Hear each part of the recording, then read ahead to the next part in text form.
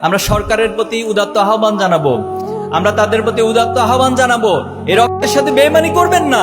এটা শুধু পরকালে শাস্তি পাবেন না, এ দুনিয়াতেও আপনাদেরকে শাস্তি পাইতে হবে। জুলাই এবং আগস্টের বিপ্লবের মধ্য দিয়ে আপনাদেরকে সরকারে বসানো হয়েছে। আমরা এই কথাগুলো অনেকবার বলেছি। আপনারা স্বাভাবিক কোনো নির্বাচন, স্বাভাবিক কোনো প্রক্রিয়া ক্ষমতায় বসেন নাই। আপনারা আমাদের দেশের শত শত হাজার হাজার শিক্ষার্থীদের, আমাদের দেশের ছাত্রদের, যুবকদের, রিক্সাওয়ালা, শ্রমিক, এই রক্তগুলো, এই জীবনগুলোর উপরে আপনারা ক্ষমতায় বসেছেন। তাহলে আপনারা সেই ক্ষমতায় বসে যদি আবার সে ফ্যাসিবাদ কায়েমের চিন্তা করেন, অথবা ফ্যাসিবাদী কায়েমি স্বার্থকে যে এস্টাবলিশমেন্ট রয়েছে তাদেরকে যদি সুযোগ দেন, তাহলে এটা শহীদদের সাথে প্রতারণা ছাড়া আর কিছু নয়। আজকে কতটা দুঃখের সাথে, কষ্টের সাথে আমাদেরকে দেখতে হচ্ছে, বলতে হচ্ছে, আমরা এই সময়ের মধ্যে অতিবাহিত করতে হচ্ছে।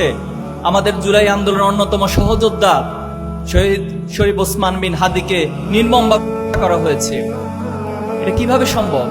এবং হত্যা করার পর আমরা জেনেছি ওনাকে গুলি করা হয়েছে 2টায়, অথচ বাংলাদেশের যে সীমান্তগুলো রয়েছে সেখানে নিউজ গিয়েছে সন্ধ্যা 7টার পর যে আপনারা পাড়ি বসান, চেকপোস্ট বসান।